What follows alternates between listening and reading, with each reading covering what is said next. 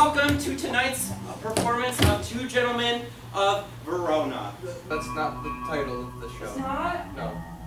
Two Gentlemen of... Where are we? We're in Livonia. So? Two Gentlemen of Livonia. Yeah! It's different because we're in Livonia now. Yeah. And for all intents and purposes, this is Livonia for the next 5 minutes. And this show is about two gentlemen. This one and that one. Otherwise known as Proteus and Valentine. Yeah, there are two dudes. They are BFFs, best friends for life and extra, if you want. Yeah, sure. But Proteus is dating someone, a woman. This is Julia. Yes, she is. She and Proteus? Oh my gosh, I was about to say Julius. That is not his name. Oh, this is a different show. Different show. No, but Julia and Proteus, they're dating. They're happy. Valentine is. He's like, oh, you losers, you're in love. That's embarrassing. Yeah, he makes a big deal about it. Yeah. Which is really funny because he's totally lying because he's also seeing someone. Yeah. Block is Milford. The woman is Silvia, and Valentine goes to Milford and meets her, and they fall in love. Which Well, I think they've been. I don't know. There's a sense of skill. yeah, that is where Camp Dearborn is. She is the mayor's daughter, but the thing about the mayor is he set her up with a man named Thurio. This is Thurio. Yes. And he does wear a shirt in the performance, in case you were wondering. Yeah, don't be alarmed. Yeah. If we can separate them for a second. I'm sorry. They're so cute together. Proteus is sent by his father to Milford to better his life and such, because you can do that in Milford, apparently. Not Livonia. Not Livonia. So they're all over there. Proteus meets Silvia and completely forgets about Julia over here. Like, it's a shame. Like, he's very loyal, isn't he? He's so loyal. You know, thankfully though, she's not about that at all. She's like, you're kind of gross, I don't like you. Yeah. And he's like, eh. Yeah. At one point, Julia is like, I'm alone here. This is Livonia and I'm alone. So I'm going to go to Milford, and to do that, because the play was written in, like, the late 1500s. Yeah, she had to dress up as a boy because women didn't have agency in that time period. Now they do, but, because the play is the play. She has to dress up as a boy. So everyone's here now. Shenanigans ensue. Yeah, so Valentine ends up getting kicked out. I'm sorry. It's okay. It's okay. He's fine. He likes fine. He's like, this is the Forest of Kensington, by the way, in the middle, in betwixt all of the Livonia and the Milford. Yeah, so Valentine's there. Sylvia's like, boyfriend, Forest, I'm gonna go there. Yeah! So now she's there.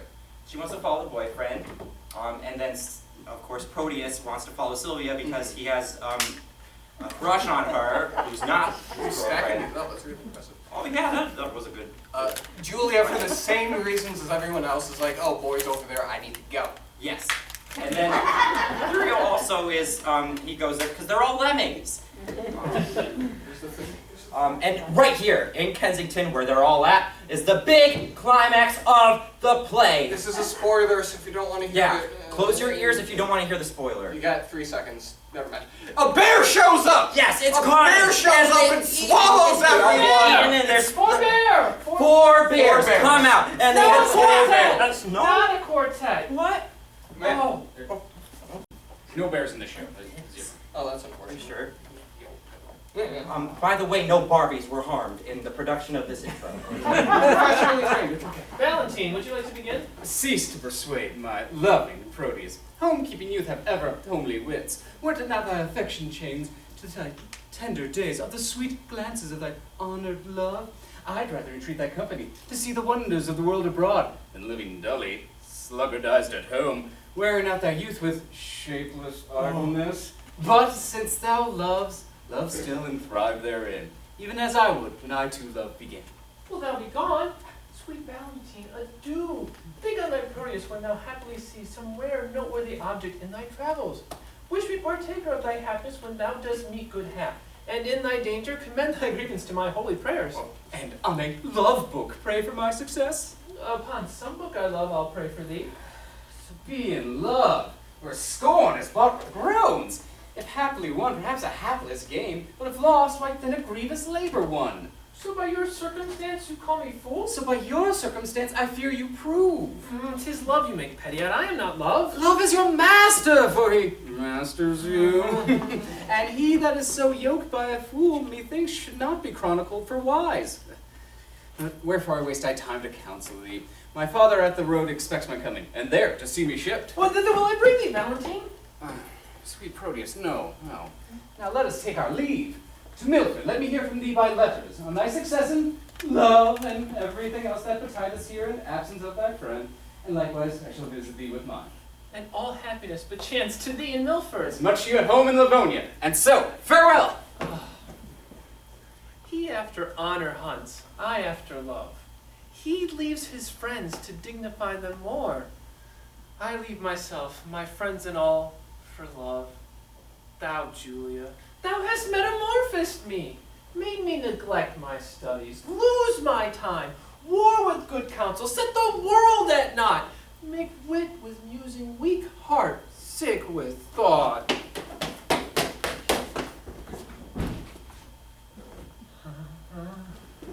Mr. Proteus save you! Saw you my boss? But now he parted hence to disembark for Milford. 20 to 1 he is shipped already, and I had played the sheep in losing him. Indeed, a sheep doth very often stray, and if the shepherd be a while away. You conclude that my boss is a shepherd then, and I a sheep? I do. The shepherd seeks the sheep, and not the sheep the shepherd, but I seek my boss. My boss seeks not me. Therefore, I am no sheep. The sheep for fodder follows the shepherd. The shepherd for food follows not the sheep. Thou for wages follows thy boss. Thy boss for wages follows not thee. Therefore, thou art a sheep. Okay. Such another proof will make me cry. Bah! What dost thou here? Gave thou my letter, Julia? Aye, sir. What said she? Aye. Not I. Why, oh, that's naughty. You mistook, sir. I say she did not, and you ask me if she did not, to which I say aye. And that said together is naughty. Marry, sir, the letter, very orderly, having nothing but the word naughty for my pains, Beshrew me, but you have a quick wit. and yet it cannot overtake your slow purse. Oh, come. Open the matter in brief. What said she? Open thy purse, so the money and matter may both be at once delivered. Well, here's for thy pains. What said she?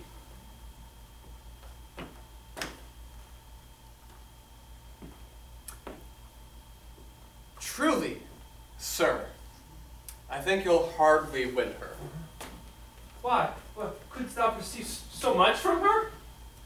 Sir, I could perceive nothing at all from her. No, not so much as a ducat for delivering your letter. And being so hard to me that brought her your mind, I fear she'll prove as hard to you in telling your mind. Give her no token but stones, for she's as hard as steel. What said she? Nothing? No, not so much as take this for thy pains. To testify your bounty, I thank you. You have pitanced me. In requital whereof carry your letters yourself. And so, sir, I commend you to my boss. Oh, go, get thee gone, to save your ship from wreck, which cannot perish having thee aboard, being destined to a drier death on shore. I must send some better messenger. I fear my Julia would not consent to my lines, receiving them from such a worthless post.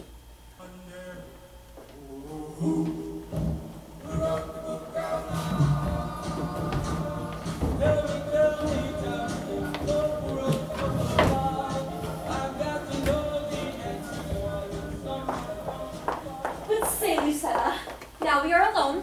Wouldst thou then counsel me to fall in love? Aye, miss, so that you stumble not unheedfully. Of all the fair resort of gentlemen, in thy opinion, which is worthiest of love? Please you repeat their names. I'll show my mind according to my shallow, simple skill. What think thou of fair Sir Eglamour? As of a politician, well-spoken, neat and fine, but were I you, he would not be mine. What think thou of the rich Meyer son? Well, I'm really more of a target shopper, that's it. Well of his wealth, but of himself, so-so. What think thou of gentle Proteus? Lord, what folly reigns in us. How now? What means this passion at his name? Oh, pardon, dear miss, 'tis a passing shame that I, unworthy body that I am, should censure thus unlovely gentlemen. Why not on Proteus as of all the rest? And thus, of many good, I think him best. No reason? I have no other but a woman's reason. I think him so because I think him so. And wouldst thou have me cast my love on him? Aye, if you thought your love not cast away. Why, he of all the rest hath never moved me. And yet he of all the rest I think best loves ye. His little speaking shows his love but small. Oh, fire kept closest burns most of all. They do not love that do not show their love. They love least who let men know their love. I would I knew his mind. Peruse this paper, madam. To Julia. Say, from whom? That the contents will show. Say, who gave it thee? Valentine's page, and sent, I think, from Proteus. He would have given it you, but I, being in the way, did receive it in your name. Forgive the fault, I pray.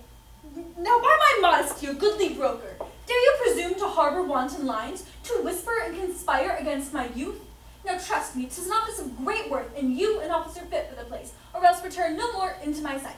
To plead for love deserves more fee than hate. Will ye be gone? That you may ruminate. And yet, I would I had overlooked the letter. What ho, Lucetta? What would your ladyship? It's near dinner time. I would that it were, that you might kill your stomach on your meat and not upon your maid. What is that you took up so gingerly? Nothing. Why didst thou stoop then? To take up a paper that I let fall. And is that paper nothing? Nothing concerning me. Then let it lie for those that it concerns. Miss, it will not lie for those it concerns unless it have a false interpreter. Some love of yours hath writ you in rhyme. Oh, no, miss. This babble shall not henceforth trouble me. Here is a coil of protestation. Now get you gone and let the papers lie. You would be fingering them just to anger me. She makes it strange.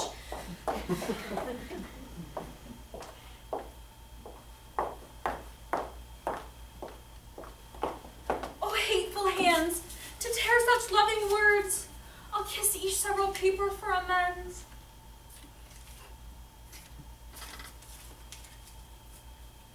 Look here. To kind Julia. Unkind Julia.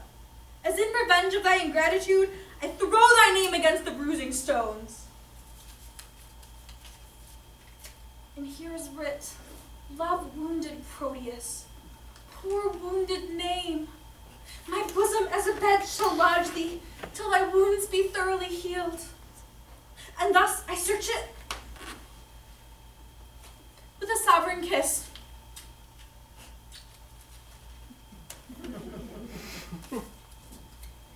Lo here, to sweet Julia, that I'll tear away.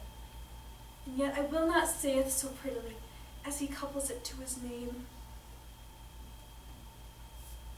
And thus I fold thee, one on another. Now kiss, embrace, contend, do what you will. Miss Julia. Dinner's ready, and your father stays. Well, let us go. What, shall these papers lie like telltales here? If you respect them, best take them up. Nay, I was taken down for laying them up, yet here they shall not lie for catching cold. Come, will please you go?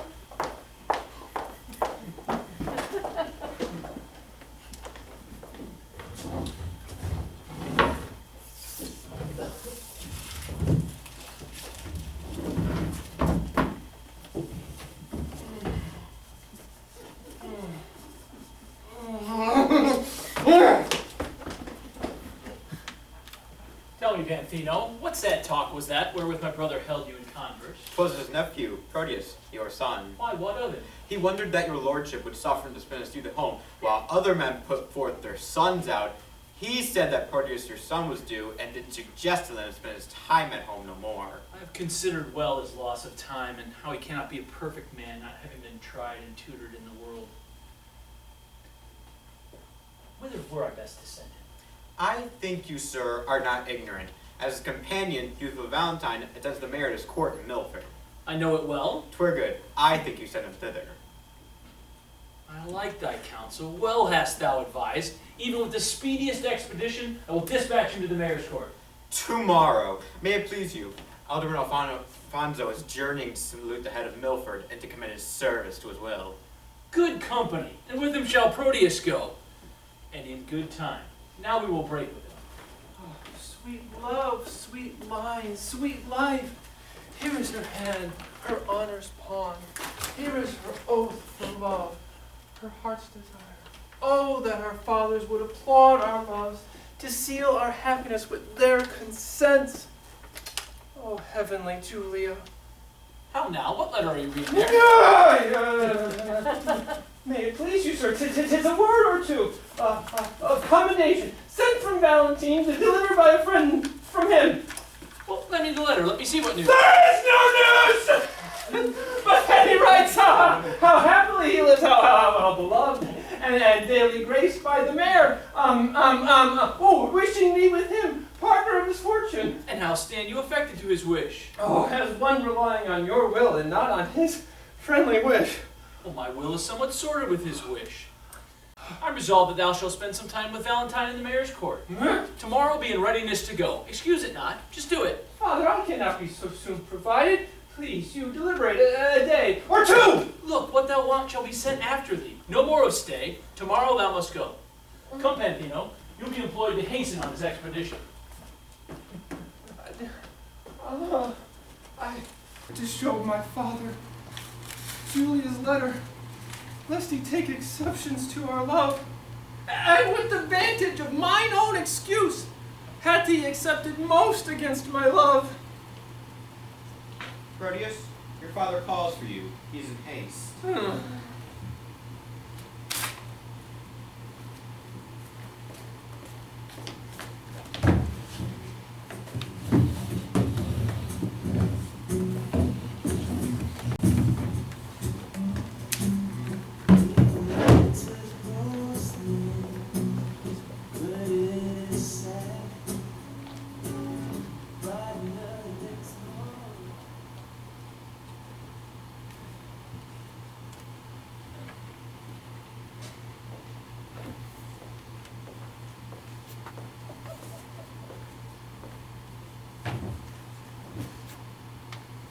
Sir, your glove? What? No, not my gloves. What? Why, this may be yours, for this is but one. Let me see that. Oh, give it me. That's fine. Come on. Oh, sweet ornament that decks a thing divine. Oh, Silvia! Silvia! Miss Silvia! Miss Silvia! She is not within hearing, sir. Who made you call her? You, sir, or else I mistook. Do be too forward. And yet I was last chiding for being too slow. Go to. Tell me, dost thou know Miss Silvia? She that you love, What? I'll tell you that I'm in love. married by these special marks. First, you have learned, like Mr. Proteus, to wreathe your arms, to relish a love song, to walk alone like one had the pestilence, to sigh, to weep, and now you are metamorphosed with a mistress that, when I look at you, I can hardly think you my better. Are all these things perceived in me? They are all perceived. They cannot. These follies are within you and shine through you like the water in a urinal.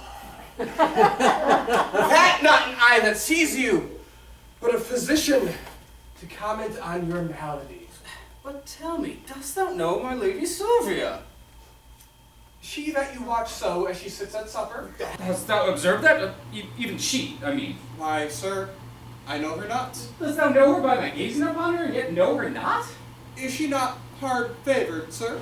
Her beauty is exquisite, her favor infinite. That's because the one is painted and the other out of all accounts. How painted? And how out of count? Married, sir, so painted that to make her fair, no man counts of her beauty. Well, how esteemest thou me? I account of her beauty. You never saw her since she was deformed. How long has she been deformed? Ever since you loved her. But I've loved her ever since I saw her, and still I see her beautiful. If you love her, you cannot see her. Why? Because love is blind. Oh, that you had mine eyes! Or your own eyes had the lights they were wont to have when you tried Proteus for his folly of love. What should I see then? Your own present folly and her passing deformity. For he, being in love, could not see to garter his hose. And you, being in love, cannot see to put on your hose. Be like, boy, then you are in love, for last morning you could not see to wipe my shoes. Aye, sir. I was in love with my bed, I thank you. You removed me from my love, which makes me the bolder to chide you for yours. So, in conclusion, I stand affected to her. I would were you set, so your affection would cease. Last night she enjoyed me to write some lines to one she loves. And have you? I have. Are they not lamely writ? No, boy, but as best I can do them. Oh, peace. Here she comes. Oh, excellent motion, oh, exceeding puppet! Now will he interpret to her?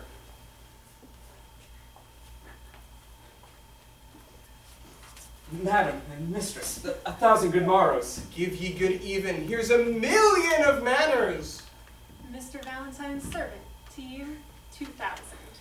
He gives her interest, and she gives it him. As you join me, I have writ that letter unto that secret nameless friend of yours, which is much unwilling to proceed in, save for my duty to your ladyship.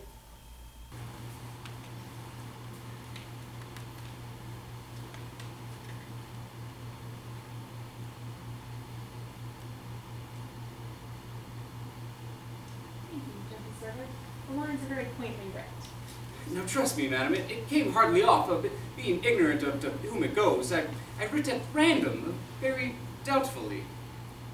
Perchance you think too much, so much pain. Oh, no, madam, so stead you please your command, I'll write your ladyship another, and yet... A pretty period. Well, I guess a sequel. And yet, I will not name it. And yet, I care not. And yet, take this again.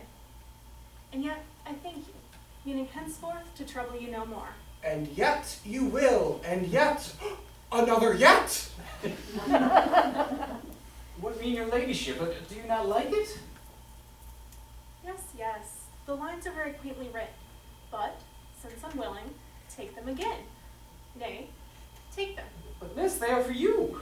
Aye, you writ them at my request, but I will none of them. They are for you. I would have had them writ more movingly. Oh, please you, lady, I'll write you another. And when it's writ, for my sake, read it over. And if it please you... If it please me, what then? Why, if it please you, take it for your labor. Good day, servant. Oh, jest unseen, inscrutable, invisible as a nose on a man's face! My boss sues to her, and she hath taught her suitor, he being her pupil, to become her tutor. Oh, excellent device! Was there ever heard a better, that my boss, being scribe to himself, should write the letter? How now? What are you reasoning with yourself? Nay, I was rhyming. 'Tis you that have the reason. To do what? To the spokesman for Miss Silvia. To whom? To yourself. Why, she woos you by a figure. What figure? By a letter, I should say. What? She had not written to me. Why need she, when she hath made you write to yourself? Why? Do you not perceive the jest? No, believe me. No believing you indeed, sir. But did you perceive her earnest? She gave me none except an angry word. Why, she hath given you a letter. This is the letter I writ to her friend. And hath she delivered, and there an end. I would it were no worse.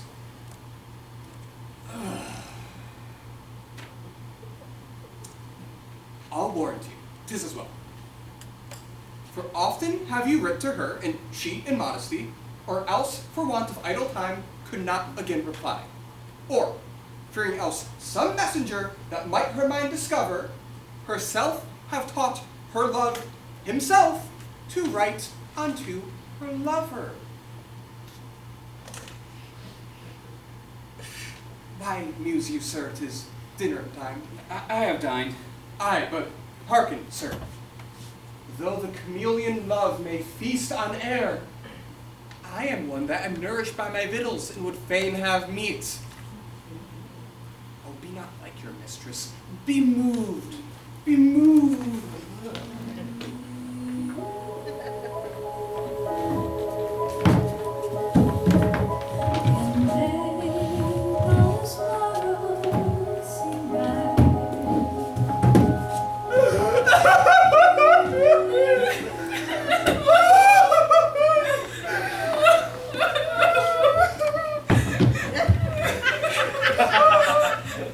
Have patience, gentle Julia! I must! Where is no remedy? When possibly I can, I will return! If you return not, you will return the sooner. Here, take this remembrance for thy Julia's sake. Why then, we'll make an exchange! Here, take you this! Oh, and seal the bargain with a holy kiss.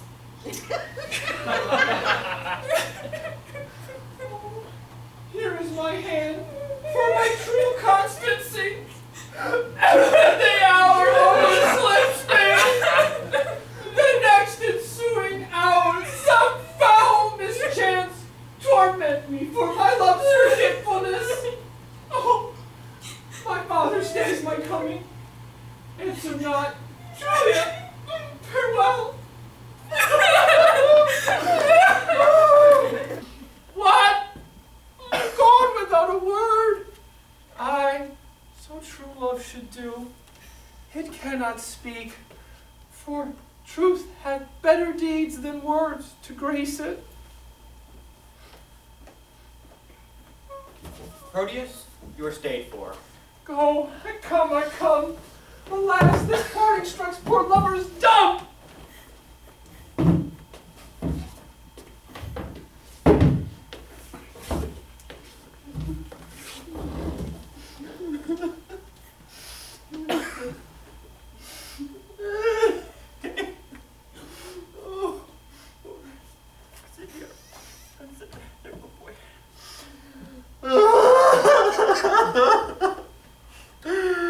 Oh, they told me this hour ere I have done weeping. All the kin to the Launces have this very fault. I have received my proportion, like the prodigious son. And I'm going with my boss, Proteus, to the mayor's court. I think Crab, my dog, be the most sourest natured dog there is. My mother weeping, my father wailing, my sister crying, our maid howling, our cat wringing her hands, and all our house in a great perplexity. Yet did not this cruel-hearted cur shed one tear. He is a stone, well, a very pebble stone, and has no more pity in him than a dog. Oh, nay, I will show you the manner of it.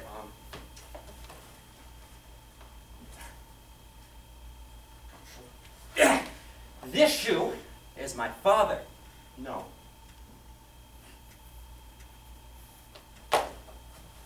This shoe is my father. No, no. This shoe is my mother. Nay, that cannot be so neither. Ah, it is so, it is so. It hath the worser soul. This shoe, with the hole in it, is my mother. And this, my father. Oh, my staff is my sister, for look you, she is as white as a lily and as small as a wand. Oh, our hat is Nan, our maid, and I am the dog. No. The dog is me and I am the dog? No. Oh, the dog is himself, and I am also myself. Now come I to my father. Father, your blessing. Now should the shoe not speak a word for weeping? Now should I kiss my father? Well, he weeps up. Now come I to my mother. Now, that she could speak like a woodwoman. While I kiss her. There it is, my mother's breath up and down. Now come I to my sister. Mark the moan she makes. Now all this while, the dog sheds not a tear, nor speaks a word, but see how I have lain the dust with my tears. Launce, away, away, thou better a ship, and thou art most after with oars. Away, Jughead. You lose the tide if you tarry any longer. Oh, it is no matter if the tide were lost, for it is the unkindest tide that ever any man tied. What's the unkindest tide? Oh, why he that's tied here. Crab, my dog. Tut, man. I mean, that will lose the flood, and losing thy flood, lose thy voyage, and in losing thy voyage, lose thy boss. What dost thou stop my mouth? For fear thou should lose thy tongue. Where shall I lose my tongue? In thy tail. In thy tail? Come away, man. I was sent to call thee. Sir, call me what thou darest. Wilt thou go? Well, I will go.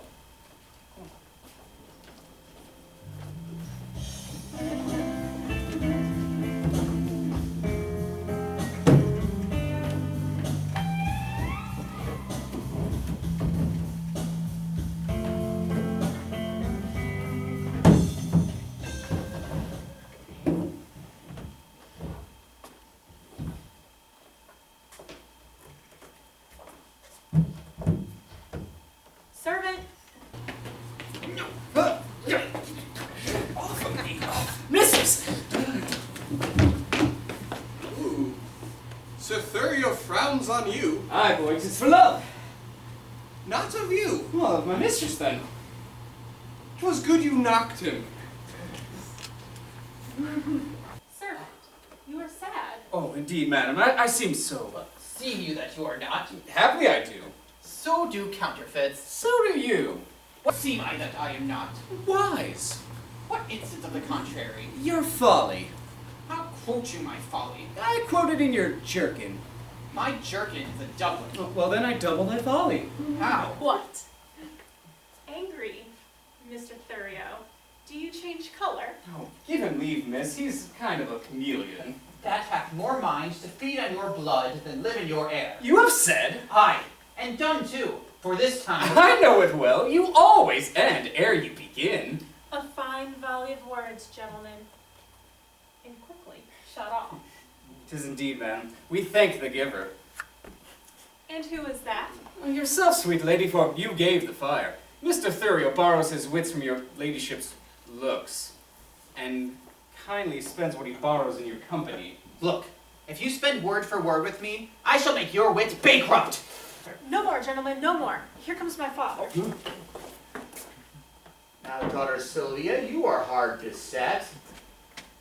Mr. Valentine, your father is in good health, and what say you to a letter from your friends of much good news? My honor, I'd be thankful from any happy messenger from thence. Know ye Honorable Antonio, your fellow Livonia man? My lord, I know the gentleman to be of worth and worthy estimation, and not without deserts so well reputed. Hath he not a son? My good lord, a son that deserves the honor and regard of such a father. You know him well. I know him as myself, for from our infancy we had conversed and spent our hours together. And though myself be an idle truant, yet hath Proteus, for that's his name, made use and fair advantage of his days. His years but young, but his experience old. He is complete in feature and in mind, with all good graces to grace a gentleman. Well, beshrew me, sir. If he makes this good, he's as worthy for a daughter's love as me to be a mayor's counselor. This gentleman has come to me with commendation from great potentates, and here he means to spend his time a while. I think 'tis not unwelcome news to you. Should have wished a thing it had been he. Welcome him then according to his worth. Sylvia, I speak to you, and to you, Thurio. To Valentine I need not cite it to him. I will send him hither to you presently. Madam, this is the gentleman that wished I'd come along with me, but that his mistress did hold his eyes locked in their crystal looks. Feel like that now she hath enfranchised them upon some other pawn for fealty? Oh, nay, I'm sure she holds them prisoner still. Nay, then he should be blind, and being blind, how could he see his way to seek out you? Why, lady, love have 20 pairs of eyes. They say that love hath not an eye at all. To see such lovers, Thurio, as thyself, upon some homely object, love can wink. Have done, have done. Here comes the gentleman.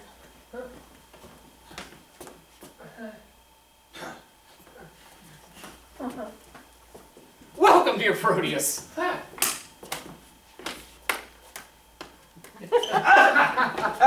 Oh, wow. Oh, mistress, I beseech you, mark his welcome with some special favor.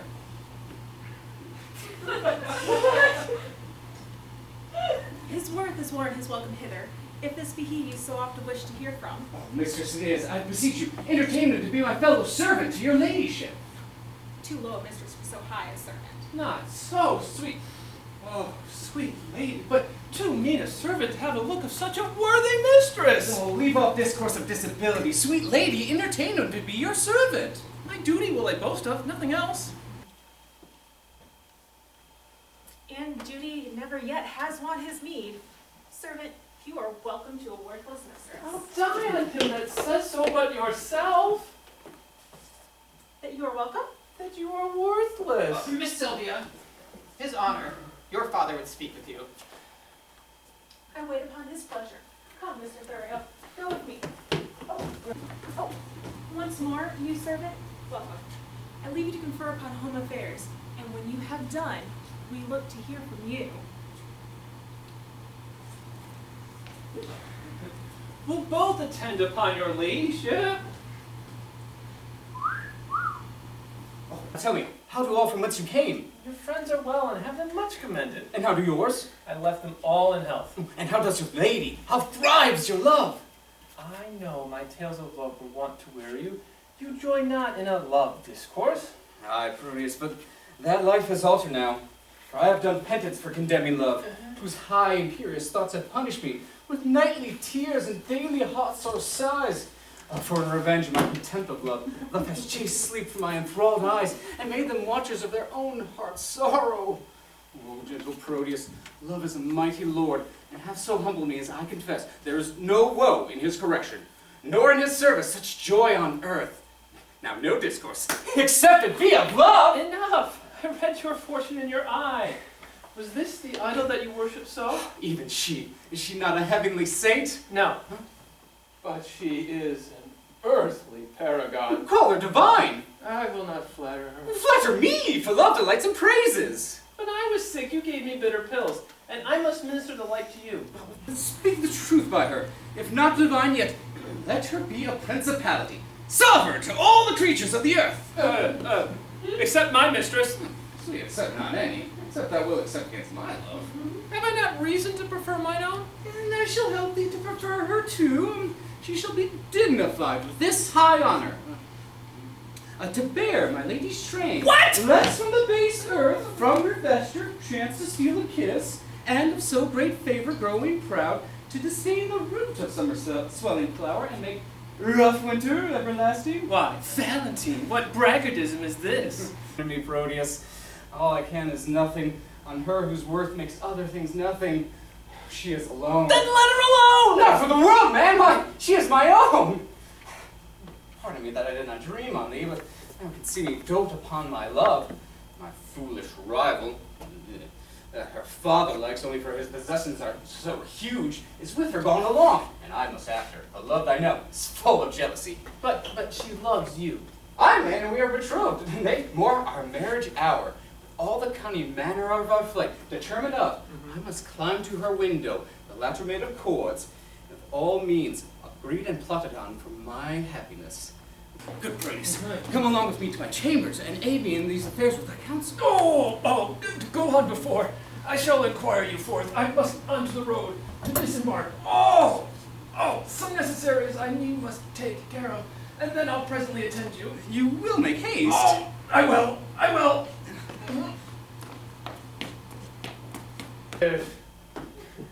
Even as one heat another heat expels, or as one nail by strength drives out another, so the remembrance for my former love is by a newer object quite forgotten. For Silvia is fair, and so is Julia, whom I love, that I did love, for now my love is thawed. Oh, but I love his lady too much, and that's the reason I love him so little. There is no reason, but I shall be blind. If I can check my erring love, I will. Oh, if not, to compass her, I'll use my skill.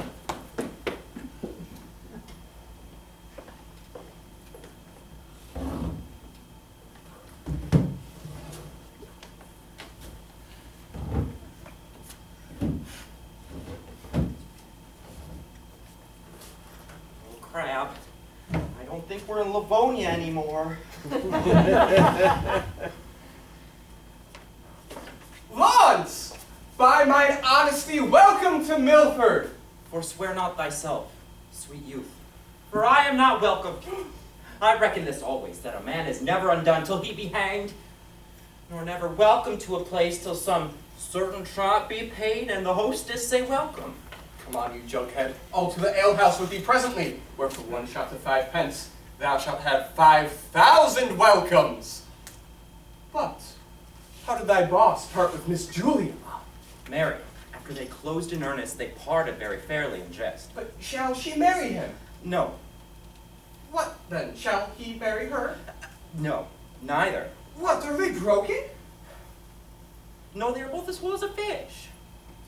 Why, then how stands the matter with them? Ah, Mary, thus when it stands well with him, it stands well with her. What an ass art thou! I understand thee not! What a block art thou that thou canst not? My staff understands me. What thou sayest? Oh, aye, what I do too. Look thee, I'll but lean, and my staff understands me.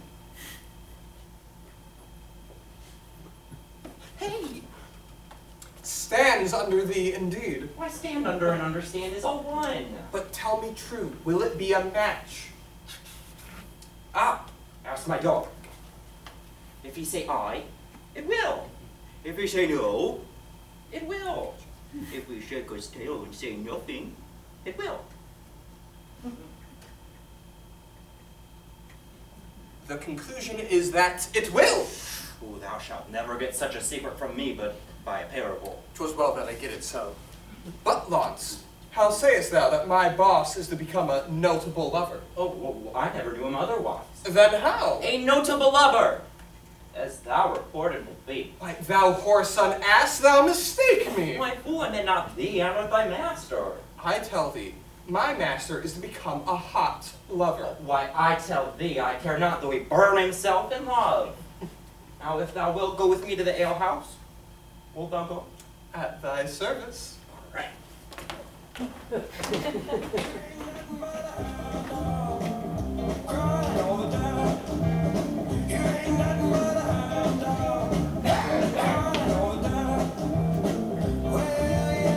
To leave mine Julia, shall I be forsworn?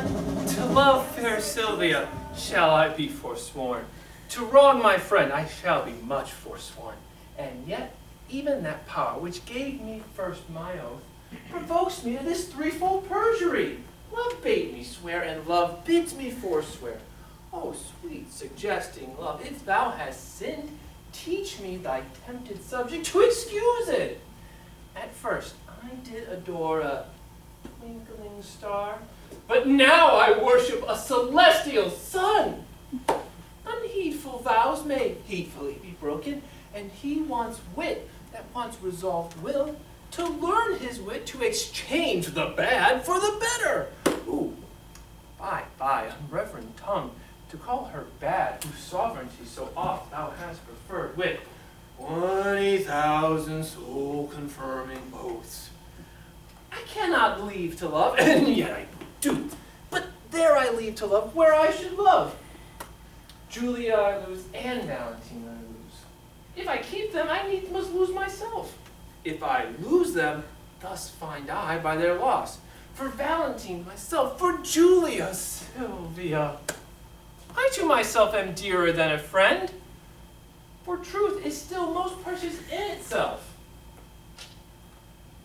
And Silvia, witness heaven that made her fair, shows Julia but a dark shadow of a scab. I will forget that Julia is alive, remembering that my love to her is dead. And Valentine I'll hold an enemy, aiming at Silvia as a sweeter friend. I cannot now prove constant to myself without some treachery used on Valentine. For this night he meaneth to climb celestial Silvia's chamber window, myself and counsel his competitor.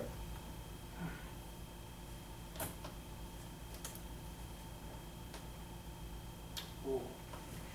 Now, presently, I'll give her father notice of their disguising and pretended flight, who, all enraged, will banish Valentine. For Thurio he intends to wed his daughter, but Valentine being gone, I'll quickly cross by some sly trick, blunt Thurio's dull proceeding.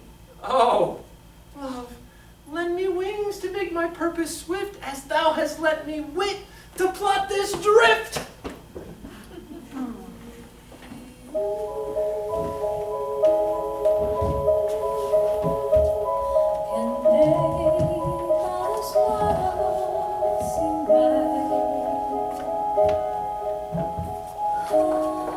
Counselor, son, gentle dear, assist me, and even in kind love I do conjure thee, how with my honor I may undertake a journey to my loving Proteus. Alas, the way is wearisome and long. A true devoted pilgrim is not weary to measure kingdoms with his feeble steps, much less she that hath love's wings to fly, and when the flight is made to one so dear, of such divine perfection as my Proteus.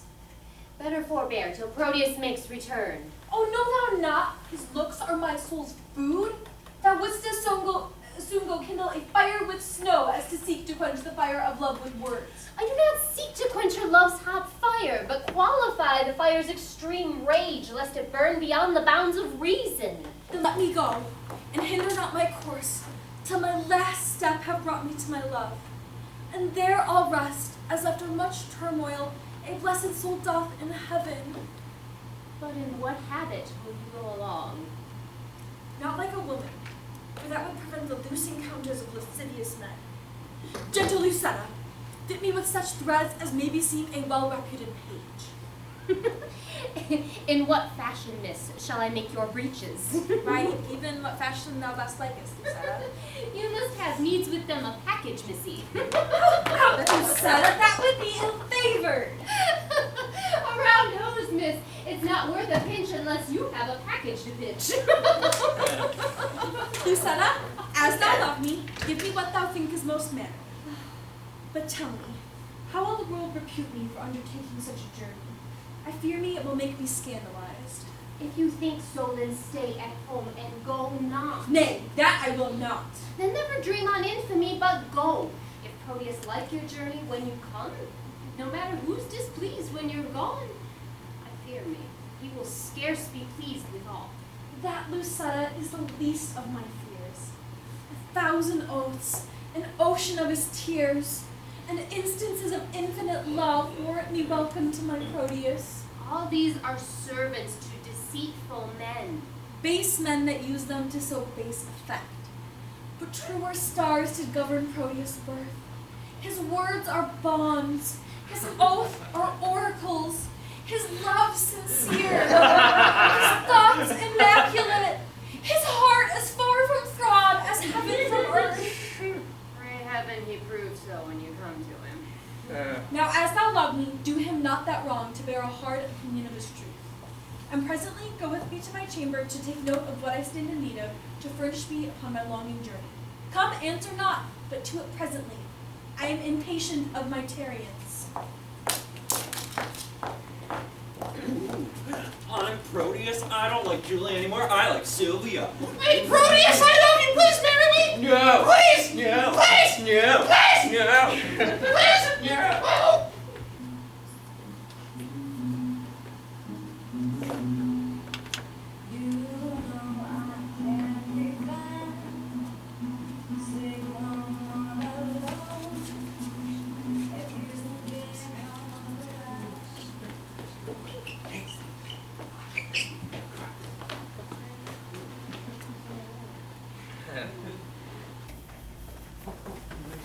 Thurio. Oh. Leave us, I pray, a while. We have some secrets to confer about.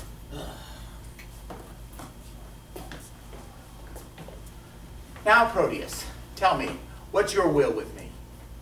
My gracious honor, that which I would discover the law of friendship bids me to conceal. But when I draw to mind your gracious favors, done unto me, undeserving as I am, my duty pricks me on to utter that which else no worldly good should draw from me. No, worthy Mayor, Valentine, my friend, this night intends to steal away your daughter. Myself and one make privy to the plot. I know you have determined to bestow her on Thurio, whom her gentle daughter hates, and should she thus be stolen away, golly, it would be much vexation to your age. Therefore, for my duty's sake, I rather choose to cross my friend in his intended drift than by concealing heap on your head a pack of sorrows which would press you down, being unprevented to your, oh, timeless grave. Now, Proteus, I thank thee for thy gentle care, which to requite command me while I live. This love of theirs, myself have often seen, haply when they judge me fast asleep, and oftentimes have purpose to forbid Mr. Valentine her company in my court. But fearing lest my jealous aim might err, and thus unworthily disgrace the man, a rashness ever yet I have shunned, I gave him gentle looks, thereby to find that which thyself have disclosed to me. But that thou mayest perceive my fear of this, knowing that gentle youth is soon suggested, I nightly lodge her in an upper chamber, the key whereof myself have ever kept, and thence she cannot be conveyed away. No, noble sir, they have devised a mean, how he her chamber window will ascend, and with a corded ladder fetch her down, for which the youthful lover now is gone, and this way comes he with it presently. Where, if it please you, you may intercept him, but, good sir, do it so cunningly that my discovery be not aimed at, for love of you, not hate unto my friend, hath made me publisher of this pretense. On mine honor, he shall never know that I had any light from thee of this. Oh, adieu, your honor. Valentine is coming.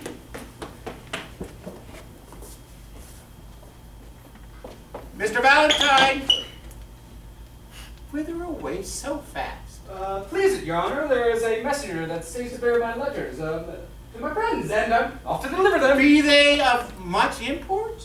The tenor of them doth signify my health and happy being in your court. Nay then!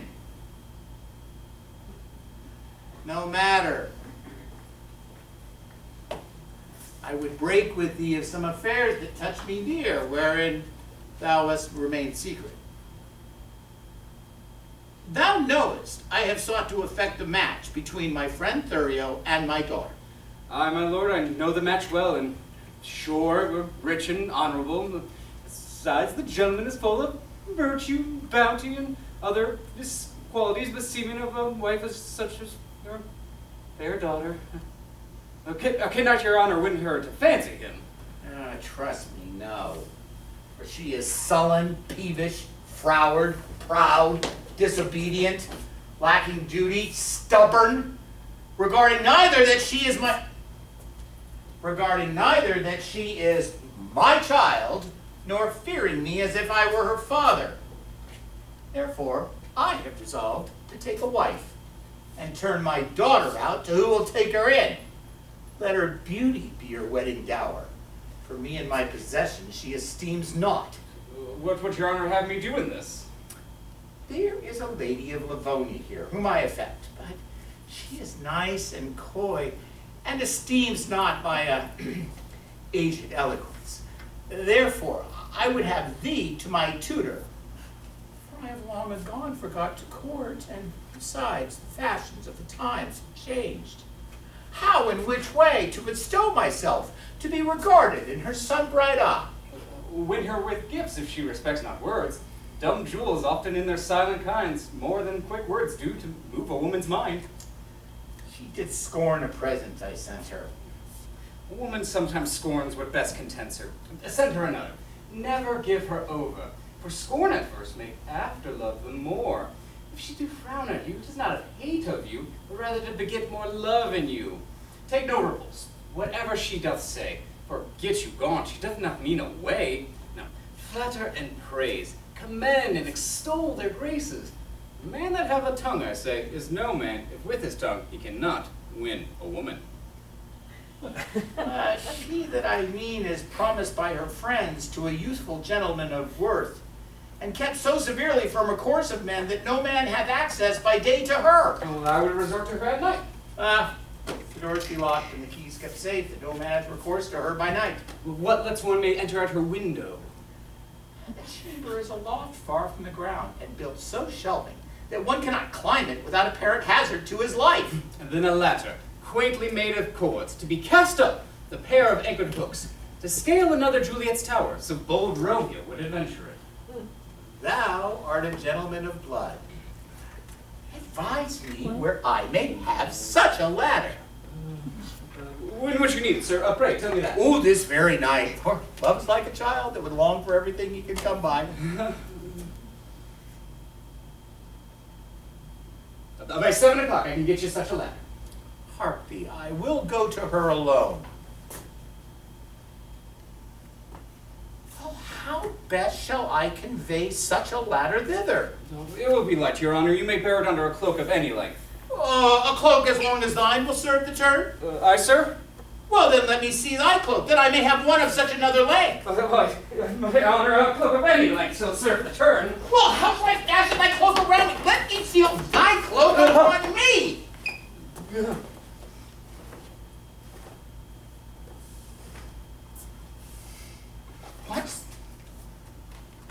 What's this letter saying? What's here? To Silvia, my thoughts do harbor with my Silvia nightly, and slaves to them are they to me that send them flying.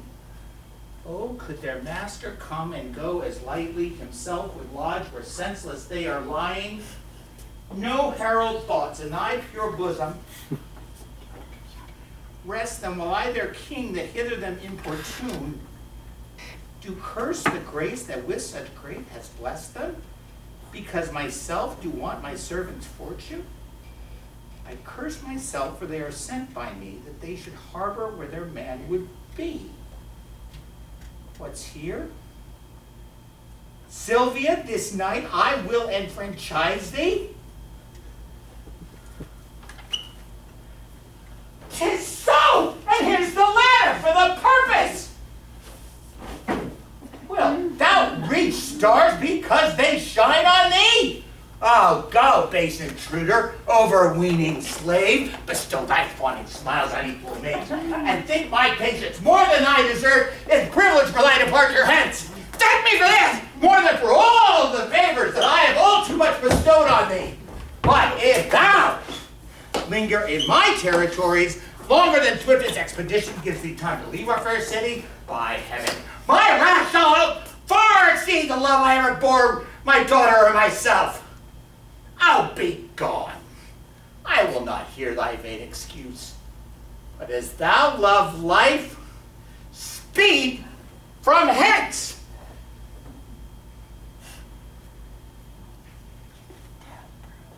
Why not death, then, ever-living torment? What light is light if Silvia be not seen?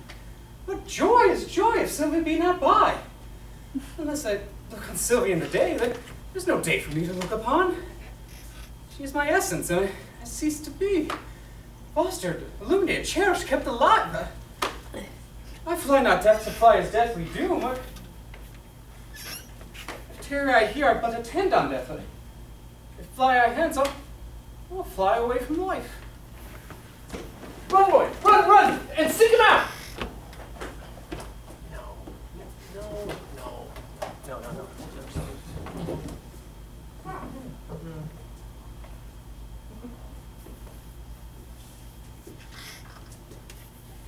Ah! Oh, What seest thou? and we are to find there's not a hair on his head, but 'tis a Valentine. Valentine? No, Who then? His spirit? neither. What then? Nothing.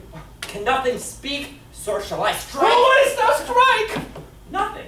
Villain, forbear! Oh, I will strike at nothing, I pray thee. Blockhead, I say forbear! Friend, Valentine, a word. Oh, my ears are stopped up and cannot hear good news. So much bad hath already possessed them. Oh, then in dumb silence will I, for they are harsh, untunable, and bad. Is Silvia dead? No, Valentine. No Valentine indeed. Sacred Silvia. Hath she forsworn me? No, Valentine. No Valentine. Say Silvia hath forsworn me. What's your news? There is proclamation that you are banished. That thou art banished. Oh, that's the news. From hence, from Silvia, from me, thy friend. I have fed upon this woe already, and now its excess shall make me puke. Does Silvia know I'm banished? Aye, and she hath offered to the doom which, being unreversed, stands in effectual force, but neither bent knee, pure hands held high, sad sighs, deep groans, nor silver shedding tears could penetrate her uncompassionate father. But Valentine, if he be taken, must die!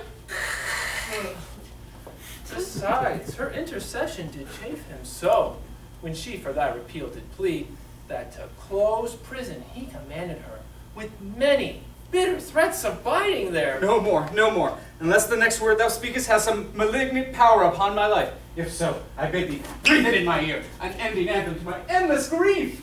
Ooh. Cease to lament for that thou canst not help. Time is the nurse and breeder of all good. Here if thou stay, thou canst not see thy love. Besides, thy staying will abridge thy life. Hope is a lover's staff. Walk hence with that, and manage it against despairing thoughts. Thy letters may be here, though thou art hence, which, being writ to me, shall be delivered, even in the milk-white bosom of thy love. The time now serves not to expostulate. Come, I'll convey thee through the city gate, and ere I part with thee, confer at large with all that may concern thy love affairs. As thou of Silvia, though not for thyself, regard thy danger, and along with me. I pray thee, Launce. If thou see my man speed, let him make haste and meet me at the old plank gate. Go, find him out. Come, Valentine. Oh, my dear Silvia, hapless Valentine.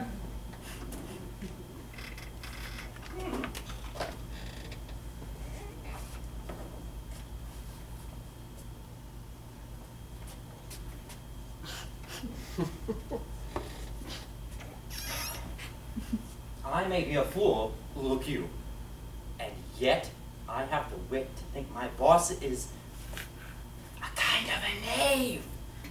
He lives not now that knows me to be in love, and yet I am in love, and a team of horse shall not pluck that from me, nor who 'tis I love.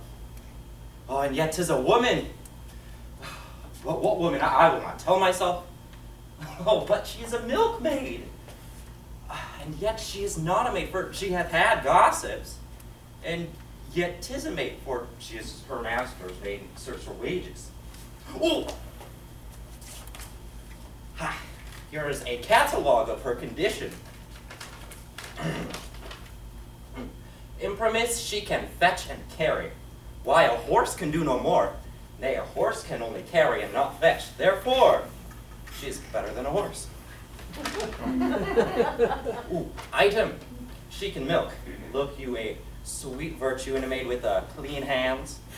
How now, Mr. Launce? What news with your mastership? Oh, why, the blackest news that ever thou heard. Why, man, how black? As black as ink. Let me read them. Fie on thee, jolthead. Thou canst not read. Valentine? I can. I will try thee. Tell me this. Who begot thee? Mary, the son of my grandfather. Oh, illiterate loiterer. It was the son of thy grandmother. This proves that thou canst not read. Come, try me in that paper. Take it.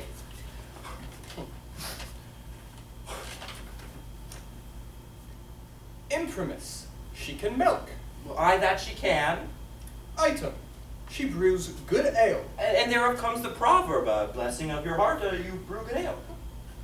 Item, she can sew. Oh, that's as much to say as can she so? Item, she can knit. Oh, what need a man care for a stock with a wench when she can knit him one? Item, she can wash and scour. Ooh, a special virtue, for then she need not be washed and scoured. Here follow her vices. Ooh, close at the heels of her virtues. Item, she's not to be kissed, fasting in respect of her breath. Oh, why that folk may be mended with a breath mint, read on. Item, she hath a sweet tooth. And that makes amends for her sour breath. Item, she doth talk in her sleep. Well, therefore, she sleep not in her talk. Item, she is slow in words. Oh, villain, I wrote this down among her vices.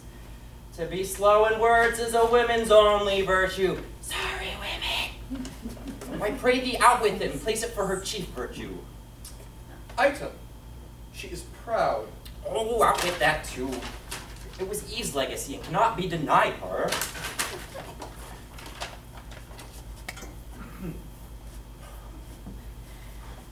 Item, she will often praise her liquor. Well, if her liquor be good, she shall. If not, I will, for good things should be praised. Item, she is too liberal. Now, of her words she cannot, for that is writ down she is slow of. Of her purse she will not, for I'll keep that shut. Now, of another thing she may, and that I cannot help. Proceed. Item, she hath more hair than wit, and more faults than hairs, and more, well, than faults. Oh, stop there. I'll have her, and if it be a match as nothing is impossible. What then? Oh, I will tell thee. Thy boss waits for thee at the old plank gate. For me. Aye, for thou. He hath stayed for a better man than thee. And must I go to him? Oh, thou must run to him, for thou hast stayed so long that going will scarce serve the turn. Why didst not tell me sooner? Pax be your love letters! Now he will be beat for reading my letter, the unmannerly knave who thrusts himself into secrets. Ooh, I'll after and rejoice in the boy's correction. My hat!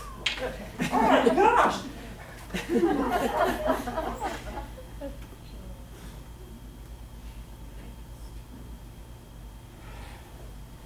Fear not but that she will love you now that Valentine is banished from her sight. Since his exile, she hath despised me most, forsworn my company, and railed at me. But I am desperate of obtaining her. Ah, little time will melt her frozen thoughts now that Worthless banished, and she will forget Worthless Valentine. Oh no! Proteus! Is your fellow countryman, according to our proclamation, gone? Oh, gone, Your Honor. My daughter takes his going grievously. A little time, sir, will kill that grief. And so I believe, but Thurio thinks not so. Proteus, the good conceit I hold of you, for thou hast shown some signs of good desert, makes me the better to confer with thee. Thou knowest how I have sought to effect a match between Thurio and my daughter. Oh, I do, sir. And thou also art not ignorant of how she opposes against my will. She did, sir, when Valentine was here. Aye, and perversely, she perseveres so. What can we do to make her forget the love of Valentine and love Thurio? Best way is to slander Valentine with falsehood, cowardice, Poor descent. 3 things that women highly hold in hate. But she will think it is spoken hate. Aye, if his enemy deliver it, therefore it must with circumstance be spoken by one whom she esteemeth as his friend. Then it is you who must undertake to slander him. Oh, sir, and that, sir, I shall be loath to do. 'Tis an ill office for a gentleman, especially against his very friend. Oh, where your slander, where your good word cannot advantage him, your slander cannot damage him. Therefore, the office is indifferent, being entreated to it by your friend. You have prevailed, sir. If I can do it, by aught that I can speak in his dispraise, she shall not long continue love to him. But say that this weed her love from Valentine. It follows not that she will love Thurio. Therefore, as you unwind her love from him, you must provide to deposit it on me, which must be done by praising me as much as you in worth dispraise Valentine. At Proteus, we trust you in this kind because we know on Valentine's report that you are already love's firm votary and cannot soon revolt and change your mind. On this warrant shall you have access, where with Silvia you may confer at large. For she is lumpish, heavy, melancholy, and for your friend's sake will be glad of you. Whereupon you may temper her by your persuasion to hate young Valentine and love my friend. As much as I can do, I will effect. But you, Sir Thurio, are not sharp enough. You must lay line to tangle her desires by wailful sonnets, whose composed rhymes should be full fraught. Are you writing this down? Should be full fraught with serviceable vows. Oh, much is the force of heaven-bred poesy. Ooh, say that upon the altar of her beauty. You sacrifice your tears, your sighs, your heart, right till your ink be dry. And after your dire-lamenting elegies, visit by night your lady's chamber window with some sweet concert. The night's dead silence will well become such sweet complaining grievance. This, or else nothing, will inherit her. This discipline showeth thou hast been in love. And thy advice this night I'll put into practice. Therefore, sweet Proteus, my direction giver, let us into the city presently, to sort some gentlemen well skilled in music. I have a sonnet that will serve the turn, to give the onset to thy good advice. About it, gentlemen. Oh, we'll wait upon your honor till after dinner, and then afterward determine our proceedings. Even now, about it. I will pardon you.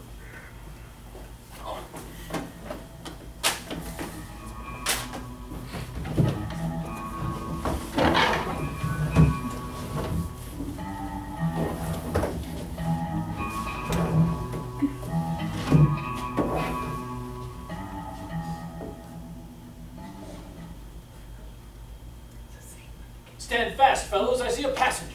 If there be 10, shrink not, but down with them. Stand, sir, and throw us what you have about ye. If not, we'll make you sit and fight for you. Sir, we are undone. These are the villains all travelers do fear so much.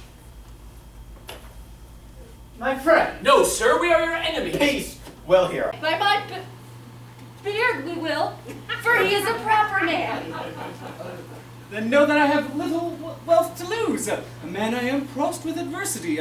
My riches are these poor furnishments, of which you should disfurnish me. You take the sum and substance of that I have. Whither travel you? To Livonia. Whence came you? From Milford. Have you long soldiered here? Some 16 months and longer might have stayed if crooked fortune had not thwarted me. What, were you banished thence? I was. For what defense? For that which now torments me to rehearse. Killed a man. Whose death I much repent. Yet I slew him manfully in fight, without false vantage or base treachery. Why, ne'er repented if it were done so, but were you banished for so small a fault? Oh, I was, and held me glad to hold such a doom. By the bare scalp of Robin Hood's fat friar! This fellow is a king among our wild faction! We'll have him. Sirs, a word. Sir, be one of them. It's an honorable kind of thievery. Peace, villain. Tell us this. Have you anything to take to? Nothing but my fortune. Sir, that some of us are gentlemen, such as the fury of ungoverned youth, thrust from the company of awful men. Myself was from Livonia banished, for practicing to steal away a lady. Don't judge. And allied unto the mayor. And I, from Plymouth, for a gentleman whom, in my mood, I stabbed him to the heart. And I for such like petty crimes as these. But to the purpose, for we cite our faults, that they may hold excused our lawless lives, and partly, seeing as how you are beautified and of goodly shape, and by your own report, a man of such perfection and a linguist that we might very much want to have- Indeed! Because you are a banished man, therefore, above all the rest, we parley to you. Are you content to be our general, to make a virtue a necessity, and to be one of us in this wilderness? What sayest thou? Wilt thou be our consort? Say aye, and be the captain of us all. Will do thee homage to be ruled by thee. Love thee as our commander and king. But if thou scorn our courtesy, thou diest. Thou shalt not brag to live about what we have offered. I take your offer and will live with you, provided you do no uncivil outrages on silly women or poor passengers. No, we detest such vile, base practices. Come, go with us, and we'll show thee to our crew, and all of the treasure that we have got, which, with ourselves, all rest at thy dispose. You're on this too.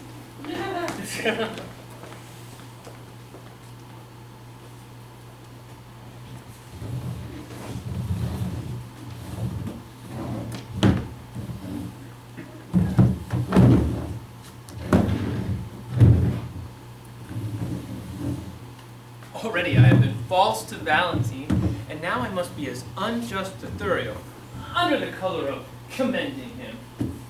I have accessed my own love to prefer, but Silvia is too fair, too true, too holy to be corrupted with my worthless gifts. When I protest true loyalty to her, she twits me with my falsehood to my friend. When to her beauty I commend my vows, she bids me think how I have been forsworn in breaking faith with Julia, whom I loved. And yet, spaniel-like, the more she spurns my love, the more it grows and fawneth on her still. But here comes Thurio, and now must we to her chamber window, and give some evening music to her ear. But here comes Thurio, and now must we to her chamber window, and give some evening music to her ear. How now, Proteus, are you crept before us? Aye, gentle Thurio, for you know that love will creep in service where it cannot go. Aye, but I hope, sir, that you love not here. But I do, or else I'd be hence. Who? Silvia? Aye, Silvia. For your sake. I thank you for your own. Now, gentlemen, let us tune, and to it lustily a while. Now, my young guest, methinks you're melancholy. Pray you, why is it? Marry my host, because I cannot be married. Come, we'll have you marry. I shall bring you to where you'll hear music and see the gentleman that you asked for. But shall I hear him speak? Aye, that you shall. That will be music. Hark. Hark, is he among these? Aye, but peace. Let's hear him.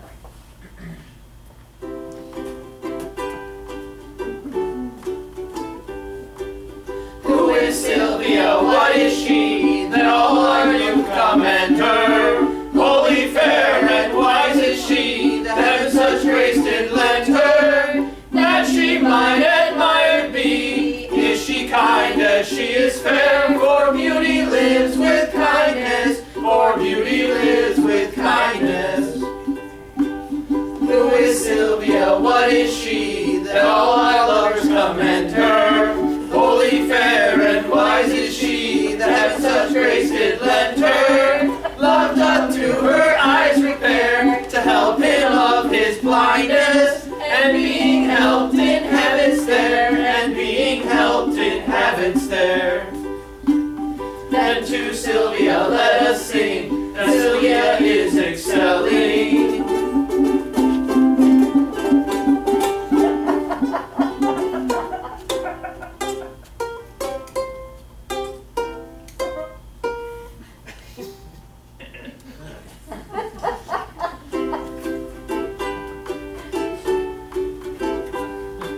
She excels each mortal thing upon the dull earth dwelling. To her let us garlands bring, to her let us garlands bring. How do you, man? The music likes you not. You mistake. The musician likes me not. Why, my pretty youth? He plays false. How? Out of tune on the strings? Not so. But yet so false that it grieves my very heartstrings. You have a quick ear. I would I were deaf. It makes me have a slow heart. I perceive you do not delight in music. Not a whit would it jar so. What fine change is in the music? Aye, that changes the spite. You would have them always play but one thing. I would have one always play but one thing. But host, doth this Proteus that we speak on often resort unto this gentlewoman? I'll tell you what his man Launce told me. He loved her beyond all Nick. Where is Launce? Gone to seek his boss's dog, which, by his employer's command, he must carry as a present to his lady. I lost a dog! Peace, stand aside, the company parts. Thurio, fear not you. I will so plead that you shall say, my cunning drift excels. Where meet we? At St. Gregor's Cell at Oak Point Church. Farewell. Thank you for your music, gentlemen. Madam, good even to your ladyship. Who is it that spake? One lady, that if you knew his pure heart's truth, you would quickly learn to know him by his voice. Proteus, as I take it? Proteus, gentle lady, and your servant, What's your will? that I may compass yours.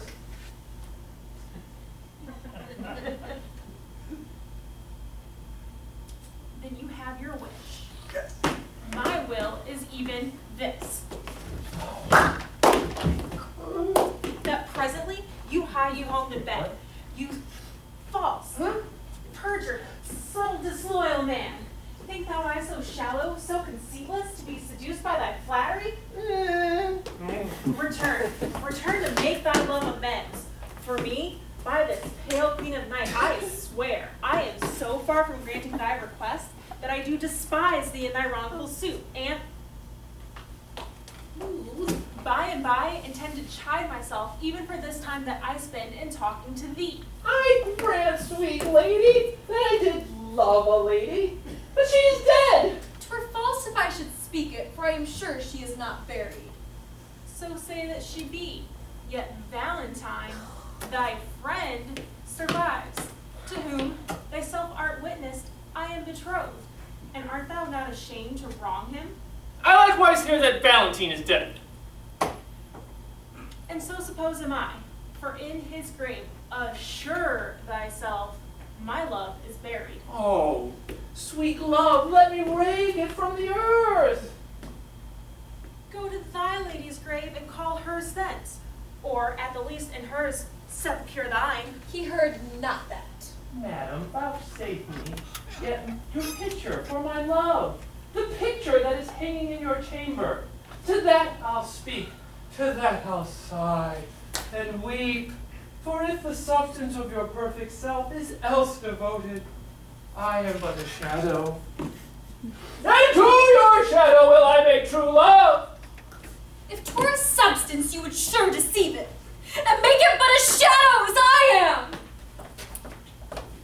I am very loath to be your idol, sir, but since your falsehood should become you well, to worship shadows and adore false shapes, send me in the morning, and I'll send it. And so, good rest. As wretches have overnight that wait for execution in the morn. Host, will you go?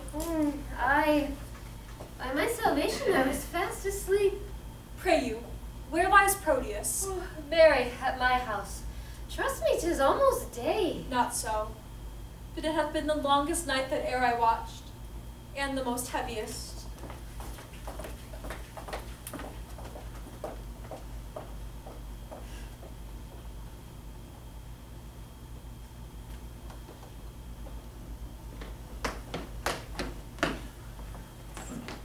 This is the hour that Miss Silvia entreated me to call and know her mind.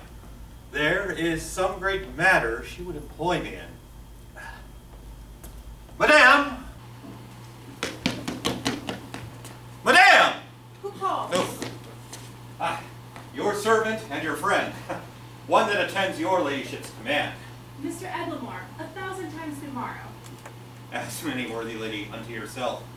According to your ladyship's impost, I have thus early come to know what service it is your pleasure to command me in. Oh, Eglamour, thou art a gentleman. Think not I flatter, for I swear I do not. Valiant, wise, remorseful, well accomplished. Thou art not ignorant what dear good will I bear unto the banished Valentine, nor how my father would have forced me to marry vain Thurio, whom my very soul abhors. Mr. Eglamour, I would to Valentine, to Kensington, where I hear he makes abode, and, for the ways are dangerous to pass, I do desire thy worthy company. Urge not my father's anger, Mr. Eglamour, but think upon my grief, on a lady's grief, and on the justice of my flying hence, to save me from a most unholy match. I do desire thee, even from a heart as full of sorrows as the sea of sand, to bear thee company and go with me. If not, to hide what I have said to thee, so that I may venture to depart alone. Madame, I pity much your grievances, which since I know they virtuously are placed, I will give consent to go along with you. When will you go? This evening coming, Where shall I meet you? at Friar Patrick South, at St. Mary Our Lady of the Snows Church, where I intend confession. I will not fail your ladyship. Good morrow, gentle lady. Good morrow, kind Sir Eglamour.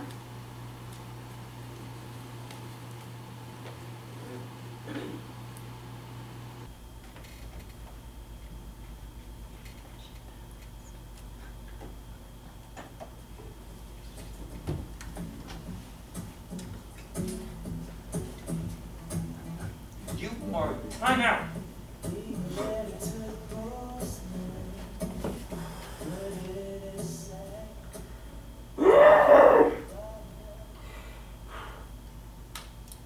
When a man's servant shall play the cur with him, look you, it goes far.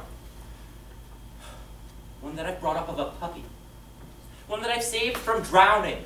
I have taught him, even as one would say precisely, thus I would teach a dog. I was sent to deliver him as a present to Mistress Silvia from my master, and no sooner came I into the dining chamber when he steps himself to her trencher and steals her capon's leg. 'Tis a foul thing when a cur cannot keep himself in a company. You shall judge. He thrusts himself under the mayor's table. He had not been there, bless the mark, a pissing while, but all the chamber smelt him. Out with the dog, says one. What cur is that, says another.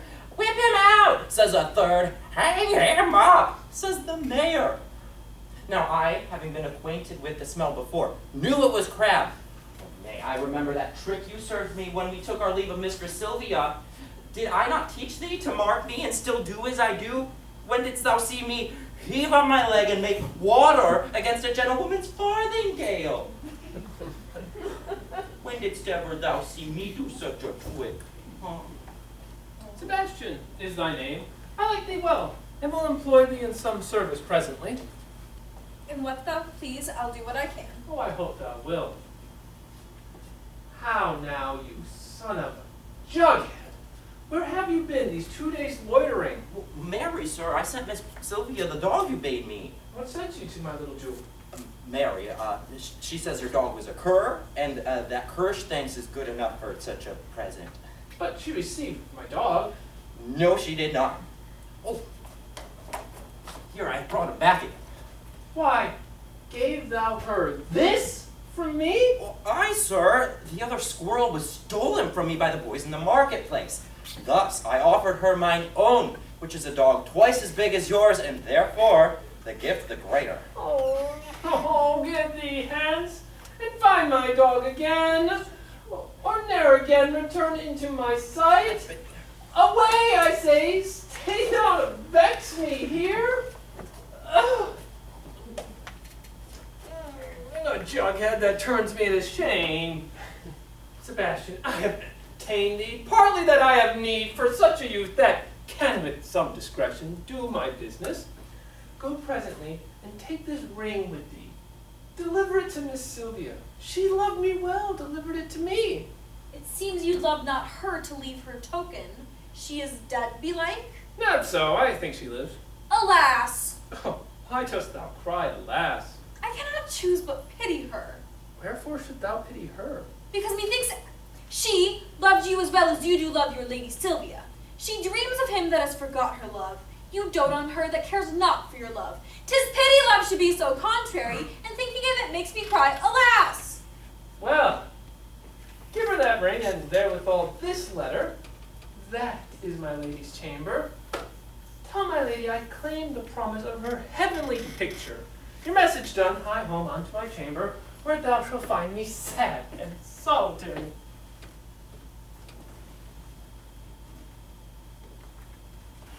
How many women would do such a message? Alas, poor Proteus, thou hast entertained a fox to be the shepherd of thy lambs. Alas, poor fool, why do I pity him? This ring I gave him, when he parted from me, to bind him to remember my goodwill, and now am I, unhappy messenger, to praise his faith, which I would have dispraised. I am my master's true confirmed love, but cannot be true servant to my master unless I prove false traitor to myself. Yet will I woo for him, but yet so coldly, as heaven knows it, I would not have him speed. Gentlewoman, good day, I pray you, be my means to bring me where to speak to Miss Silvia. What would you with her, if that I be she? If you be she, I do entreat your patience to hear me speak the message I am sent on. From who? From my employer Proteus, miss.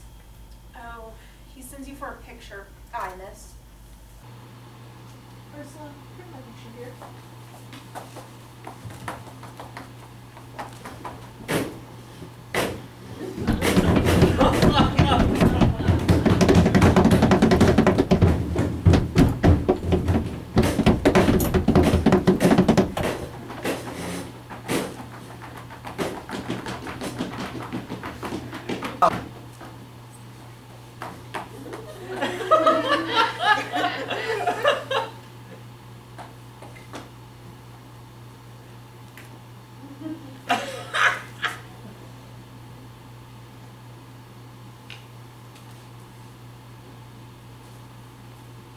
Here.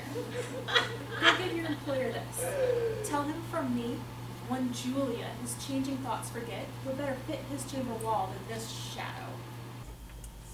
Miss, please you peruse this letter.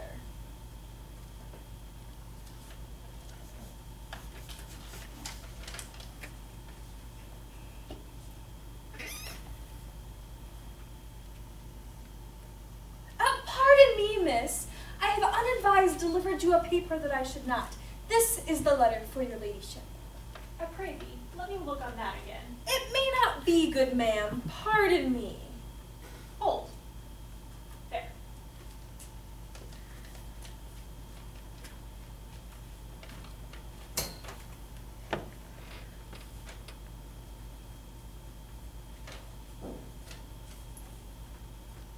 I will not look upon thy employer's lines.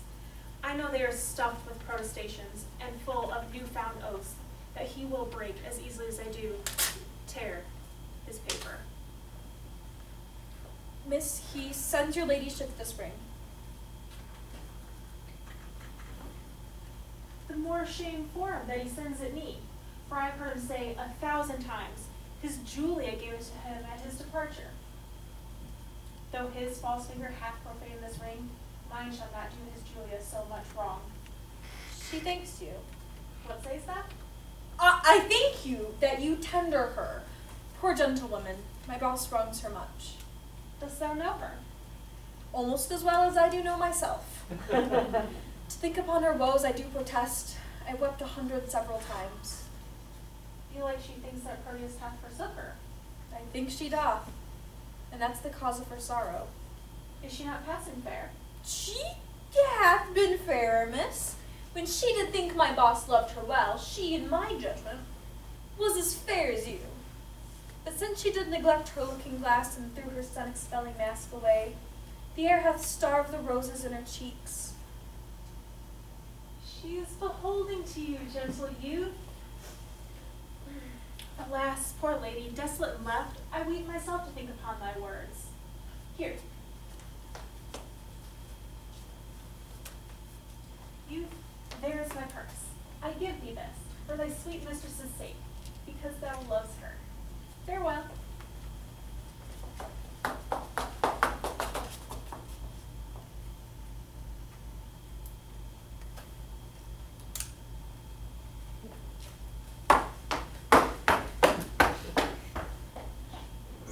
A virtuous gentlewoman, mild and beautiful. I hope my boss's suit will be but cold, since she respects my mistress' love so much. Alas, how love can trifle with itself. Here's her picture. Let me see. I think if I had such attire as this, my face were full as lovely as this of hers. What is it he respects in her that I can make respective in myself? O thou senseless form, thou shalt be worshipped, kissed, loved, and adored. And were there sense in his idolatry, my substance would be statue in thy stead. I'll use thee kindly for thy mistress' sake who used me so. Or else, by Jove, I swear, I should have scratched out your unseeing eyes to make my love out of love with thee.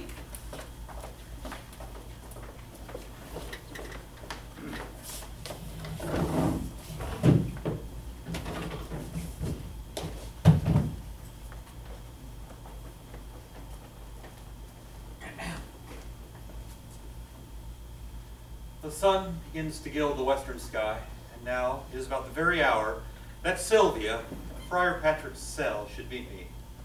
She will not fail, for lovers break not hours unless it be to come before their time. So much they spur their expedition. Ah, see where she comes. Lady, a most happy evening. Ahmed, go on, good Eglamour, out of the postern, by the abbey wall. I fear we're tended to by some spies. Ah, fear not. The forest of Kensington is not 3 miles off. If we recover that, we are sure enough.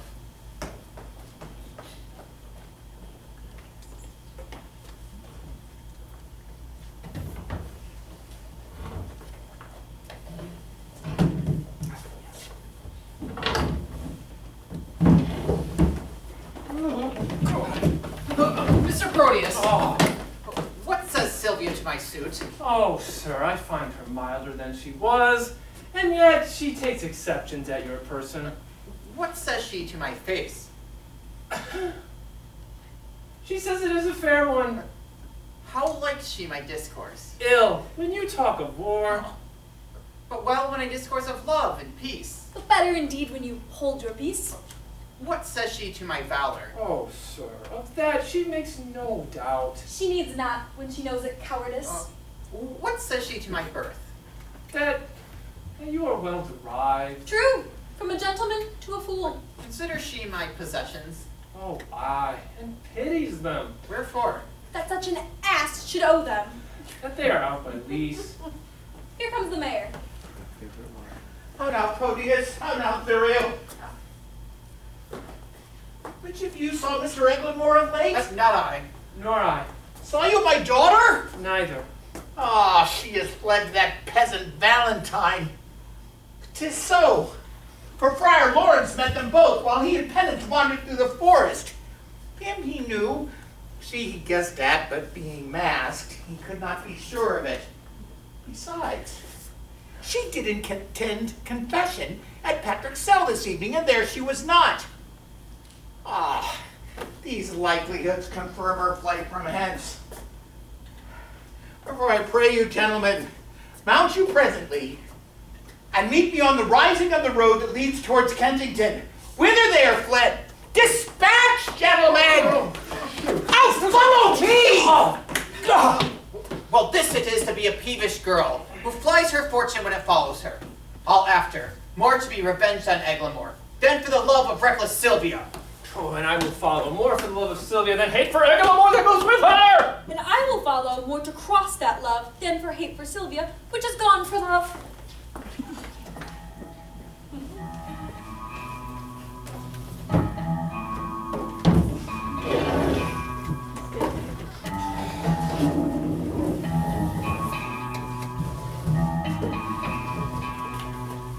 Come, be patient. We must bring you to our captain.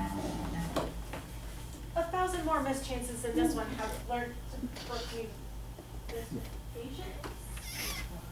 Come, bring her away. Where's the gentleman that was with her, Gwen? Being in the little he had outrun us. But Marcus and Francis follow him! Go with her to the west end of the wood. There's our captain. We'll follow him that's fled. The thicket is beset. He cannot escape. Come. Now we will bring you to our captain's cave. Fear not, he bears an honorable mind and will not use a woman lawlessly. Oh, Valentine, this I endure for thee?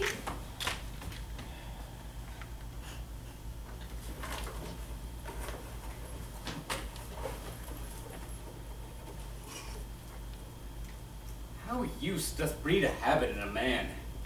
This shadowy desert, unfrequented woods.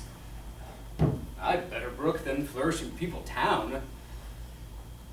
Here I can sit alone, unseen of any, and tune the nightingale's complaining notes, tune my distresses and record my woes. Oh, that thou dost inhabit my breast. Repair me with thy presence, Silvia. Oh, a gentle nymph, cherish thy forlorn swain.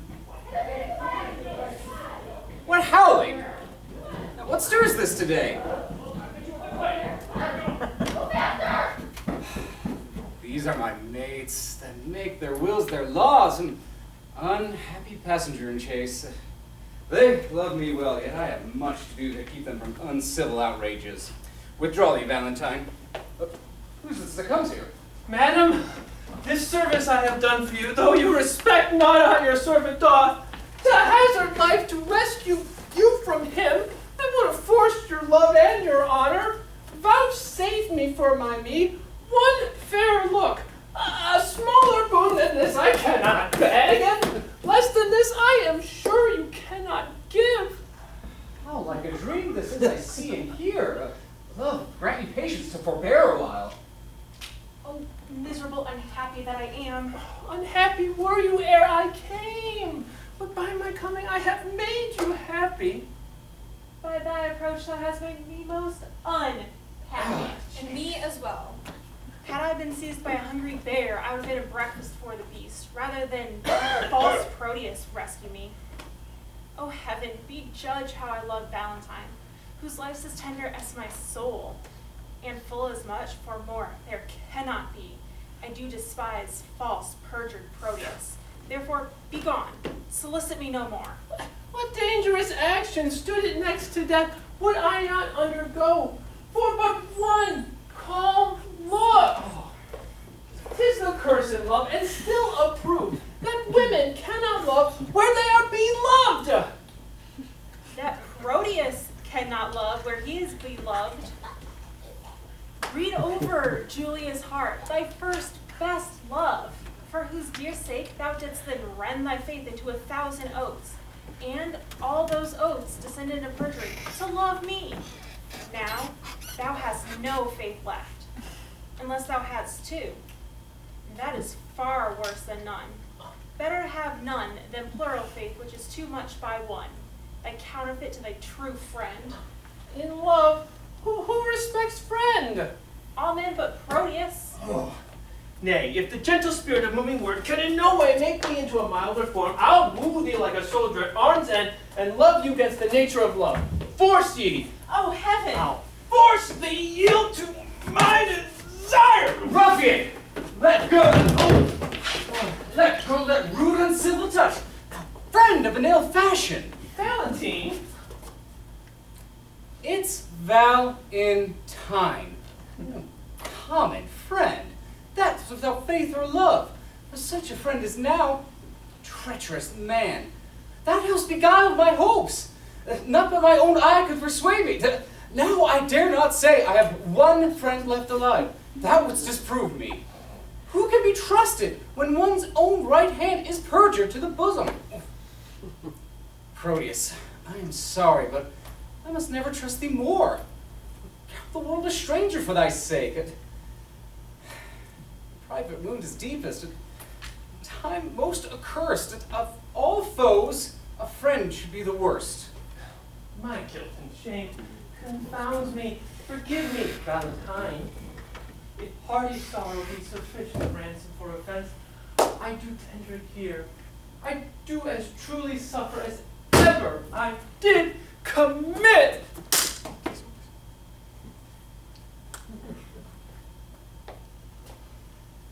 Then I am paid. Oh. And once more receive the honest. For who by repentance isn't satisfied is neither heaven nor of earth. For these are pleased. And though my love may appear plain and free, all that was mine in Silvia, I give thee. Oh, me unhappy.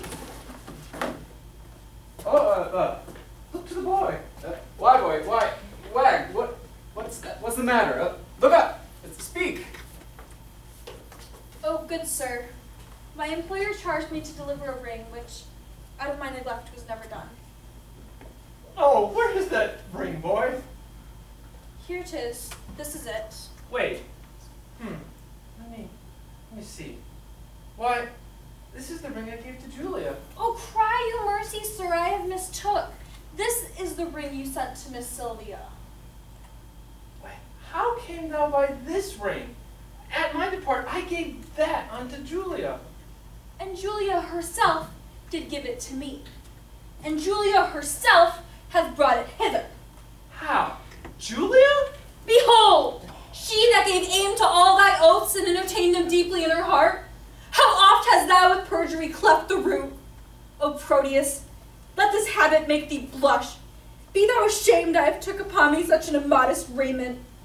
If shame live in disguise of love, it is the lesser blot modesty finds. Women to change their shape, then mend their minds. Then mend their minds, 'tis true. Oh, heaven, were man but constant, he were perfect. That one error fills him with faults, makes him run through all the sins. Inconstancy falls up ere it begins. What in Silvia's face I may spy, more fresh in Julia's with a constant eye.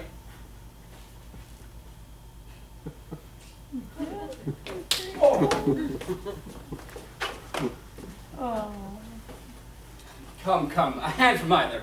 Let me be blessed to make this happy close. 'Tis pity two such friends should be long foes. Her witness, I have my wish forever. And I mine. Prize! Prize! Who's got the prize? Forbear, I say, it's his honor the mayor. Your grace is welcome to a man disgraced, banished Valentine. Sir? Oh, yonder's Silvia, and Silvia's mine. No.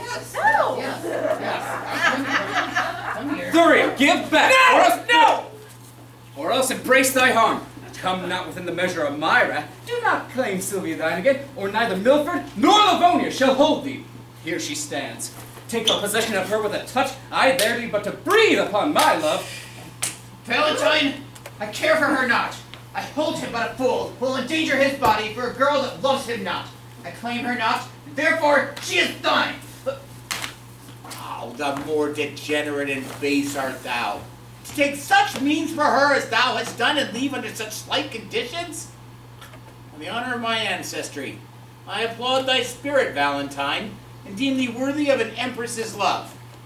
Know then, I here forget all formal griefs, cancel all grudge, repeal thee home again, plead thee a new state to thine unrivaled merit, to which I thus subscribe. Valentine, thou art a gentleman and well derived.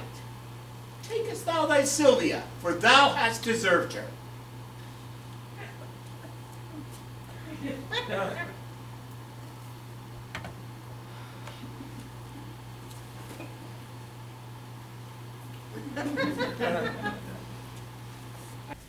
I thank you, your honor. The gift hath made me happy. And now, for your daughter's sake, I must ask you to grant me this one boon I shall ask of you. I will grant it on thine own accord, whate'er it be. These banished men that I have kept with are men endued with worthy qualities. Forgive them what they have committed here today, and have them be recalled from their exiles. They are reformed, civil, full of good, and fit for great employment, worthy Mayor. Thou hast prevailed. I pardon them and thee. Come, let us conclude our disputes with triumphs, mirth, and rare dignity. And as we pass along, I dare be bold to make your honor to smile. What think you of this page, your honor? The boy hath grace in him. He blushes. I warrant you, Mr. Mayor, more grace than boy. What mean you by that saying? Please you, I shall tell you as we pass along. They will wonder what hath fortuned here. Come, Proteus, 'tis your penance but to hear but the story of your loves discovered. That done, our day of marriage shall be yours. One feast, one household, one mutual happiness.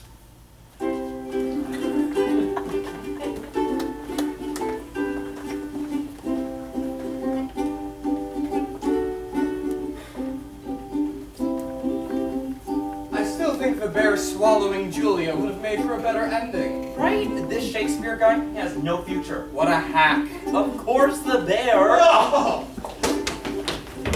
Oh!